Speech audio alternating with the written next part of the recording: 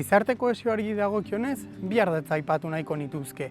Bata, elkartekin eratzen ari garen saretze eta kohesio lana, eta bestea, gizarte zerbitzuak.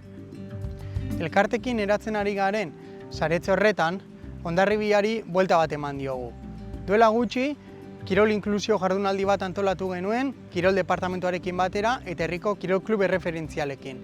Gainera, puntalean topatu ditugun garaje batzuk erabili gabe zeudenak, eta nagusi lan eta balazta elkarteak antolatzen duten nagusikleta proiekturako garaje bat utzi dugu. Nagusikleta proiektuak herriko egoiarrak paseatzen ditu kaletan zehar.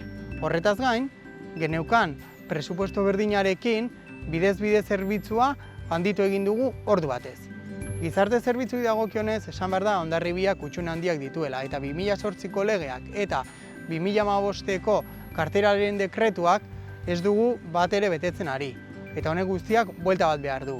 Orain irailean, babesgabetasun egoeran dauden adin txikikoak babesteko proiektu integral bat abian jarriko dugu. Horretaz gain, eguneko unitate baten lanketan ere gaude. Eguneko unitateak lehenengo graduko dependentzia mailan dauden pertsonei harrera egiten die modu publiko batean. Gainera, zaintza sistema bat ere ezarri nahi dugu.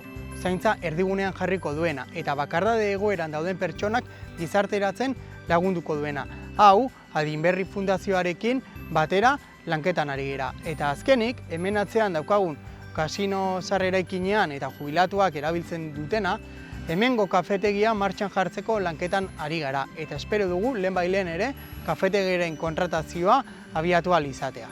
Honekin guztiarekin lortuko dugu gizarte zerbitzuak erreferentziazkoak izatea.